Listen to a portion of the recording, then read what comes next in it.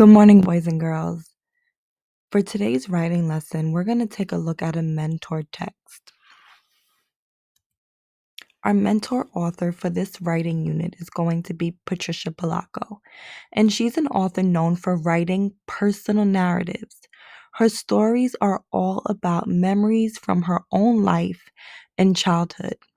Through this writing unit, we will refer to some of her stories to help us better understand and perfect our writing technique.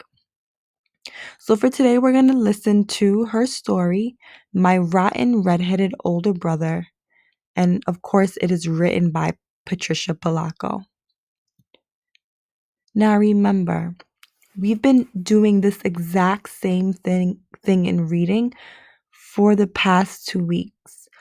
But the same way when we read a fiction text, we look for the characters, the setting, the problem, the rising action, the climax and resolution. Well, when we write our story, we're going to be planning for those exact same things because great stories include all of these things. And so we are going to include these things in our own plan for our own writing.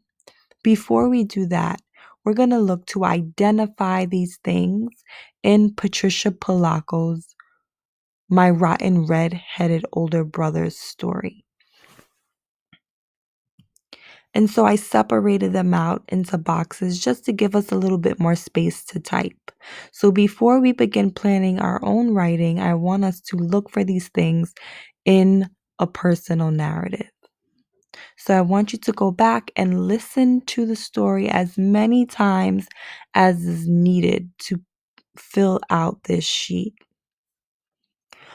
In the introduction, who are our characters? What is the setting? And in the beginning of the story, what is part of the problem that's introduced to us as the reader? Now remember, the rising action is when or how our problem starts to get worse. So identify 2 different events in the story that show the problem continues and continues to grow. And finally, we reach our climax. That is the turning point in the story where our character faces the problem. And then our resolution. How is the major problem solved?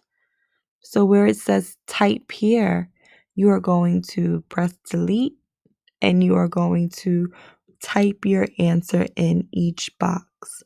And so thinking about how our mentor author Patricia Polacco organized her writing will help us to begin to think about how we are going to organize and plan our own personal narratives.